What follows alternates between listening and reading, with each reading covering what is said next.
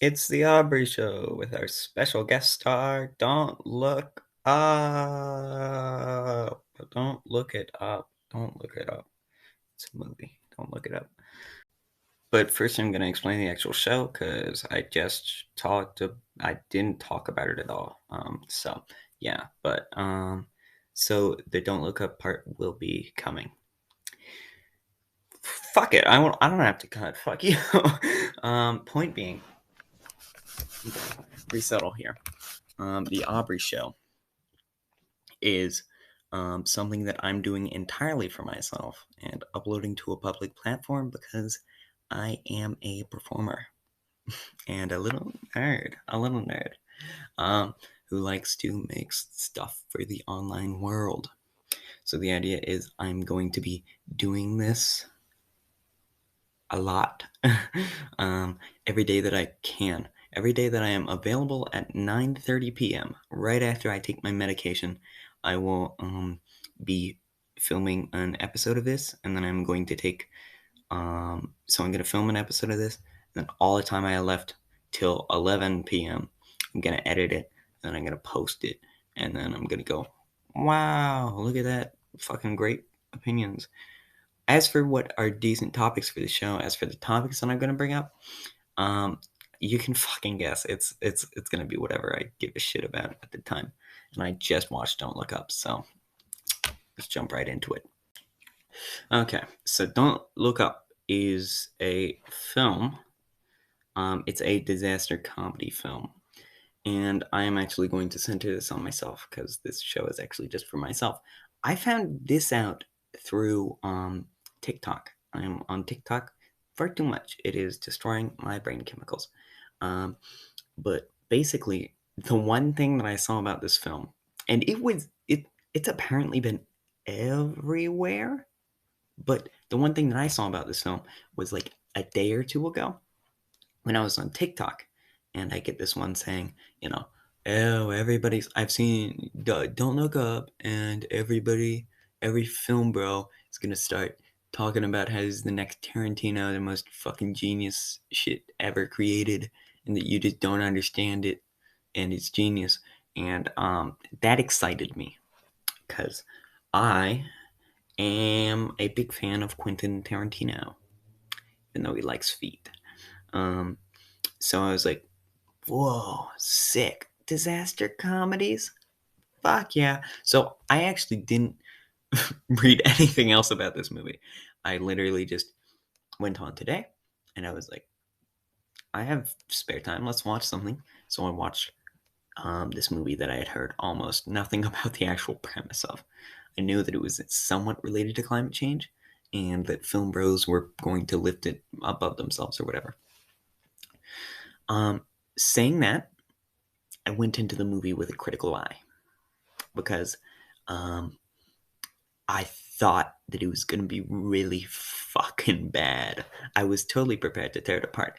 Because I'm a contrarian, or actually, no, I'm not a contrarian. Anyways, but because I'm a contrarian, I'm lying. Fuck you.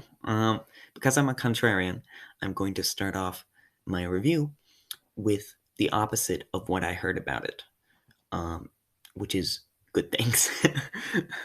Good things about Don't Look Up.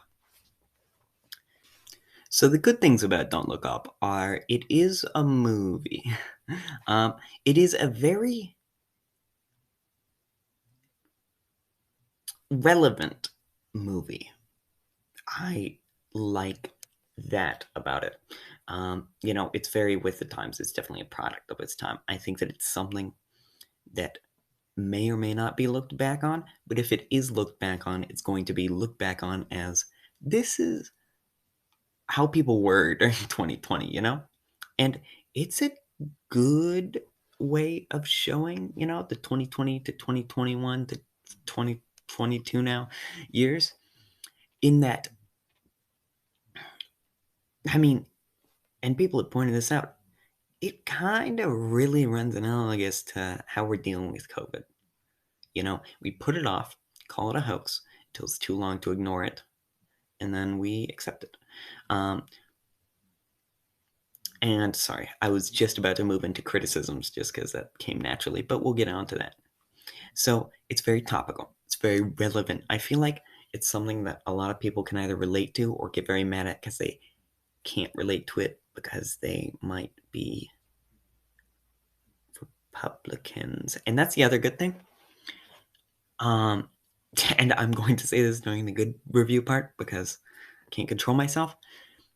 It's one of those like shitty Republican movies where it's like really, I don't know how into detail I want to go. It's a shitty Republican movie, but for liberals. The large majority of the time. It pokes fun at people in power. It goes, ooh, look at this. Um, they're so goofy and so fucking fascist and controlled. Um, and, everybody is ignored unless they're really pretty. It's very surface level, but it's for liberals. So I'm not completely, off of its,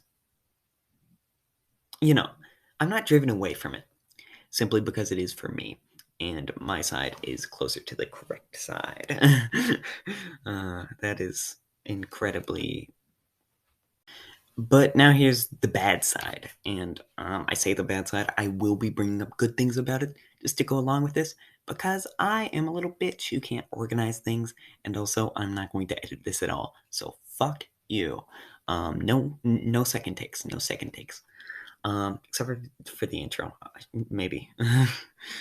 So the bad parts about Don't Look Up. I've heard. Okay, so I looked up some reviews, and I've heard things about the editing. I thought that the editing was fine. It was wild, certainly, but I didn't think that it was bad. I think that it fit the film, and it was fun. It worked, but it was extremely heavy-handed, as people say. As I said, it felt like a Republican film, but for liberals. It's like, look at all these dumbasses can't look in the sky. It created that tangible problem that all these fucking movies need to do, that imaginary problem of this thing is about to hit Earth. And then it treated it as though it was like, and there's something to be said for COVID being something that's so, or climate change being something that's so obvious that you should be able to believe it just by looking in the sky. But you can't, and that kind of can make the movie feel a little bit reductive. But I'm not going to blame the movie for that because it's a movie.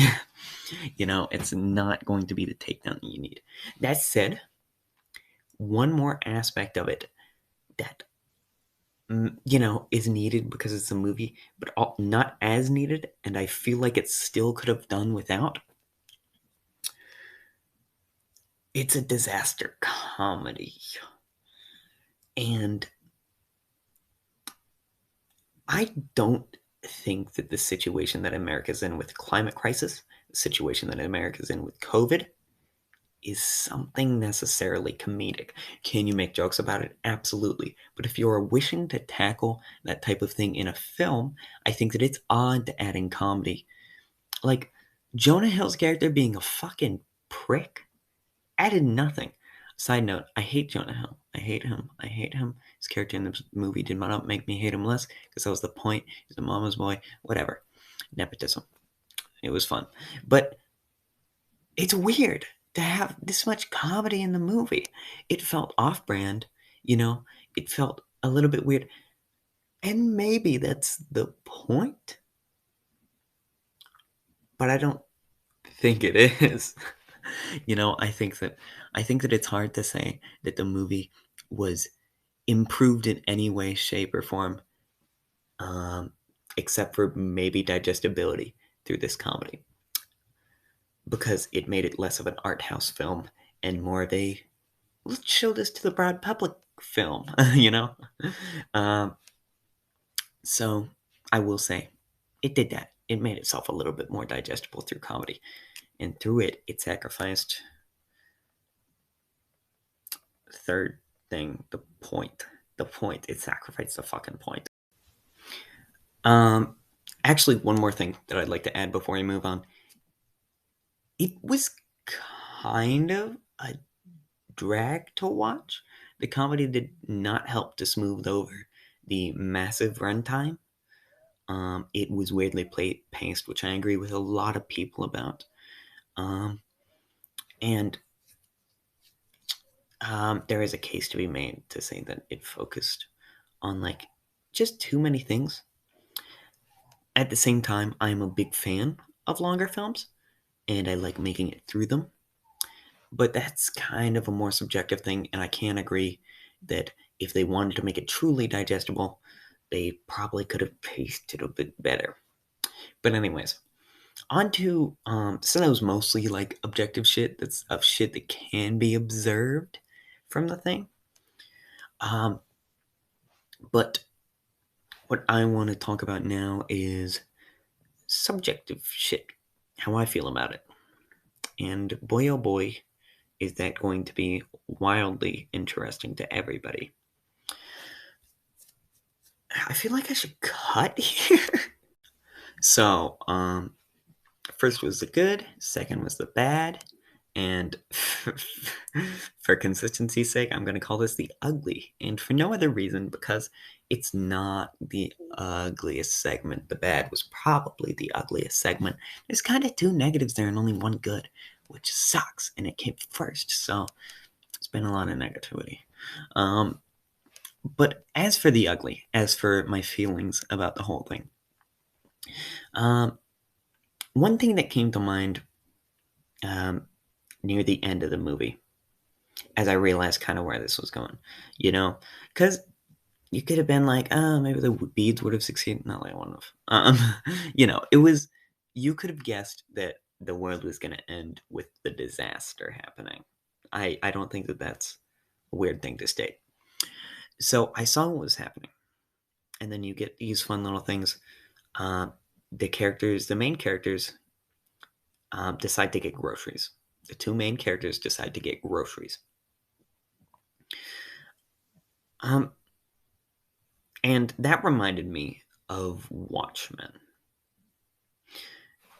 Because I'd like to remind you that throughout, I'd been genuinely assuming that this movie was nihilistic. Because it was, it was like the people in power don't care about you. There's no way to get past them. The Chinese tried, the Russians tried, they all failed. We all failed. We can all gather together, but a petition won't stop the fucking meteorite. It seemed like just the type of shit that, a film bro would like to come up with because they're nihilistic. And I don't really like nihilism. That's a conversation for a very different time. But the point is, I don't super like it in my movies, and that's just a subjective thing. But when they started getting groceries, um, tonally, it changed. We cut in between the nihilistic stuff with the, fucking cell phone mission failing. We cut in between that high octane things and grocery shopping, which was, the contrast was great. Genuinely. It felt emotionally significant. It felt good to watch, you know? It was part of the movie that I really enjoyed, and it was because they diverted from their nihilistic kind of thing. They diverted from it in the best way, in my personal opinion. The way that I personally am down with the most, because I am a self-described absurdist. Because the main characters of the film, well, the one main character mostly, he's been through a lot. I will talk about him last, actually. That will be the ugly part. But he's been through a lot. He's decided, what I want to do is I want to go grocery shopping. I want to get home to my family. I want to have a Thanksgiving dinner. And it's one of those things that doesn't make logical sense. Nothing in this movie made logical sense, of course. Because it wasn't supposed to. It was about the climate crisis. It's about human nature. Humans don't really make logical sense.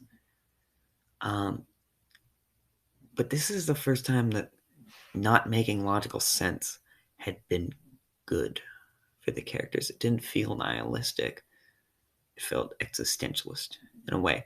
They had accepted their fate. And one of them was even offered an out. The main character was offered an out. Him and another person could have survived the whole thing. But they said no. And that could be interpreted as nihilistic. I interpret it as existentialist. They had all they wanted right there.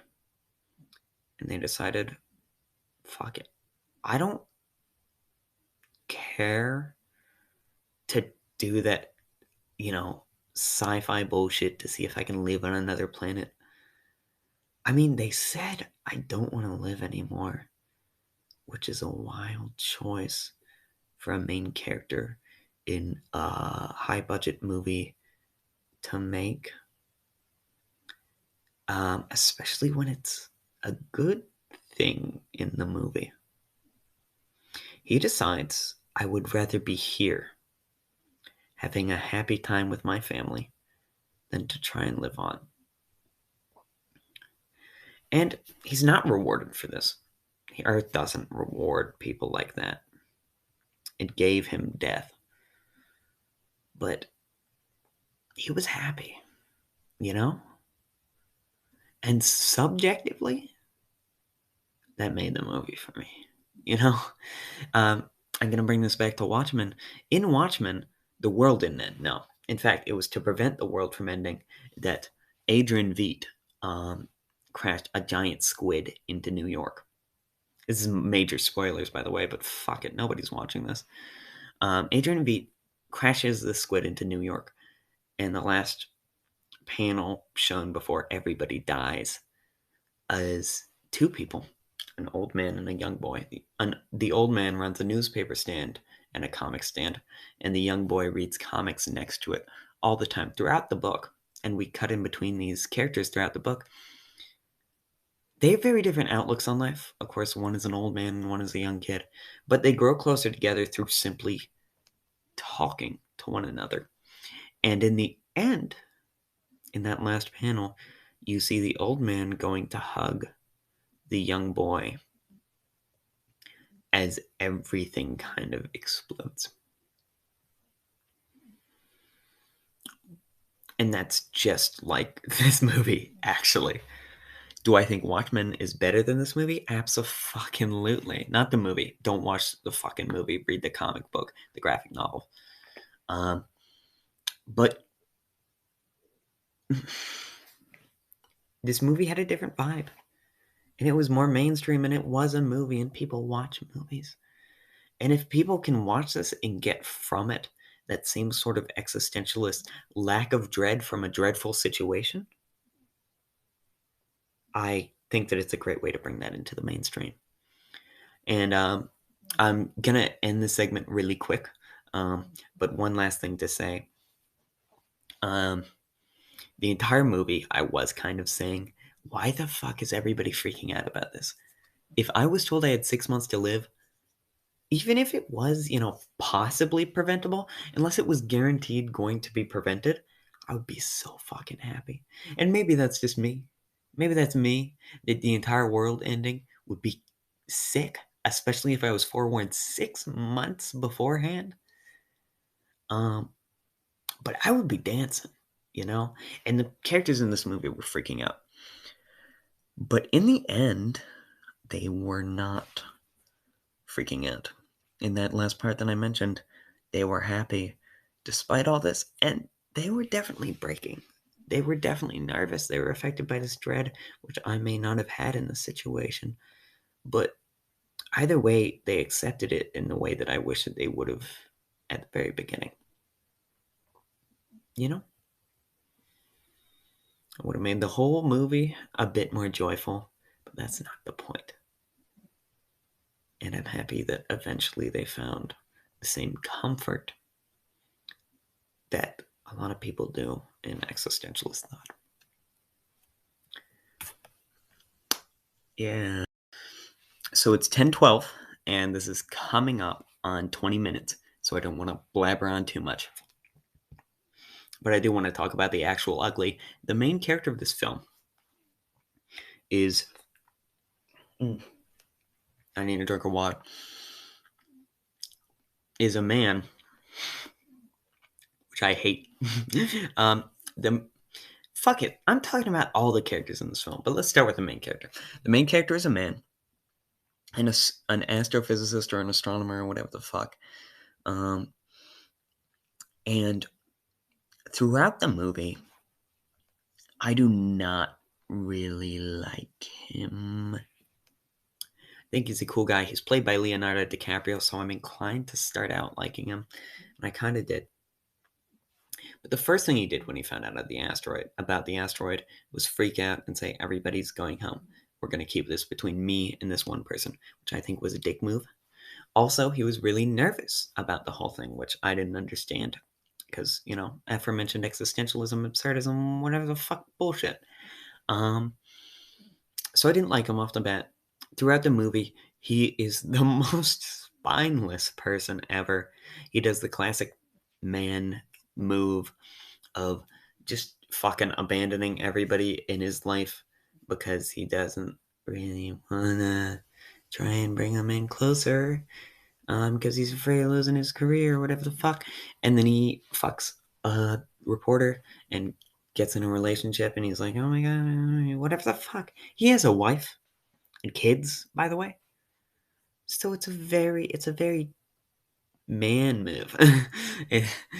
I don't know why I didn't expect it from a movie that had already proved itself to be written by the type of people to understand the urge to cheat on people. White men, black men probably do it too. Men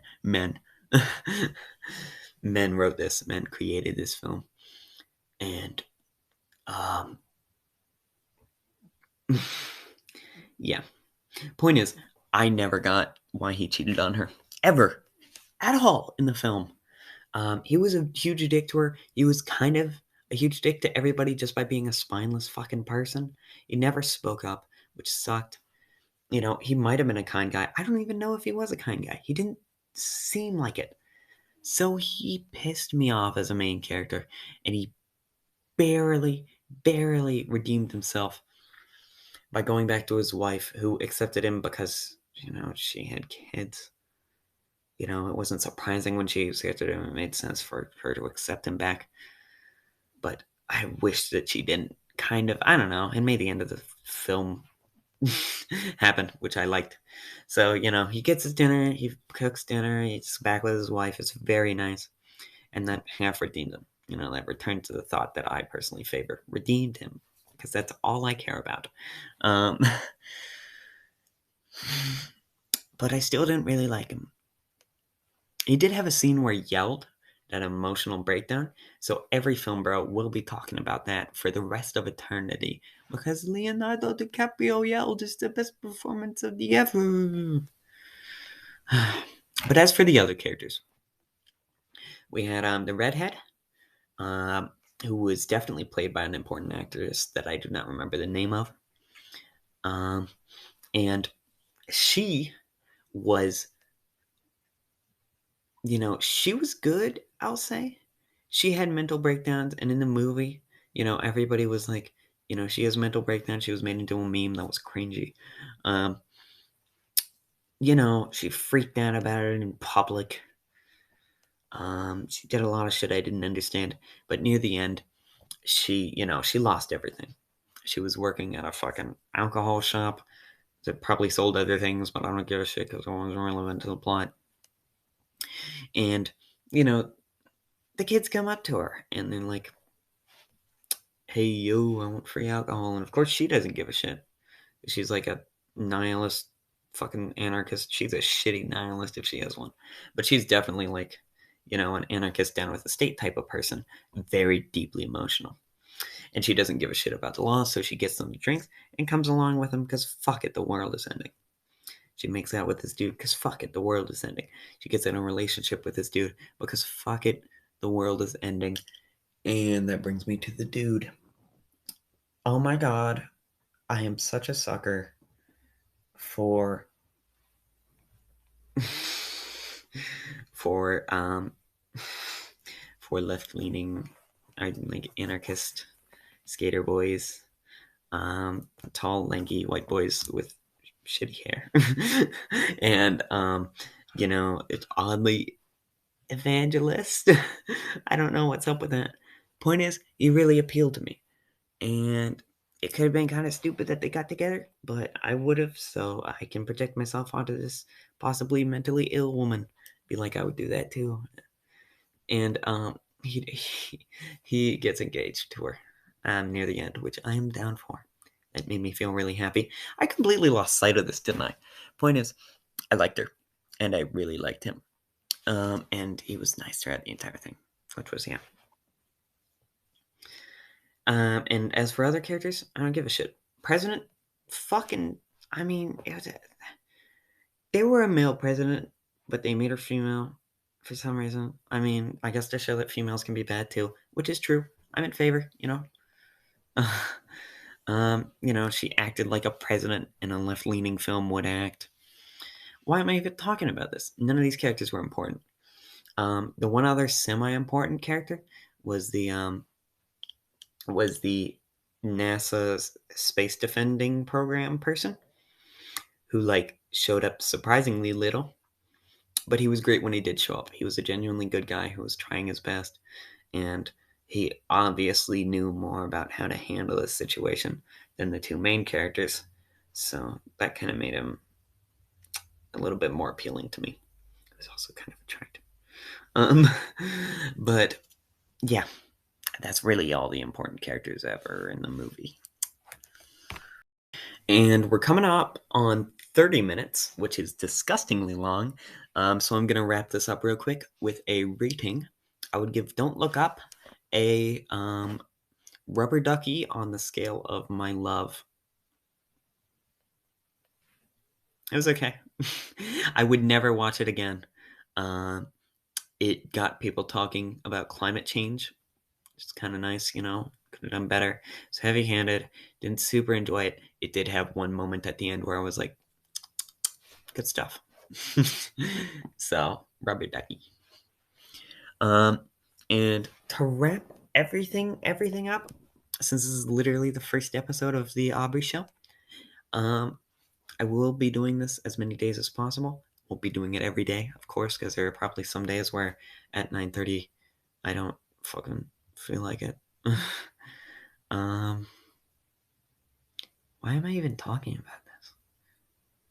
Anyways, oh yeah, the point of this, the point of the Aubrey show, and you can skip the rest if you don't give a shit about me, but for me personally, the point of this is I want to put content out there. I don't know if this even counts as content. It's me talking to a camera about fuck all, about my opinion, but I want to put content out there, and I want that content to be something that I can look back on and get an accurate picture of myself at the time, kind of, because a lot of shit is gonna happen this year, and I don't know, maybe it's a video diary. Why did I do this? I don't fucking know. Maybe I just wanted to talk to a camera.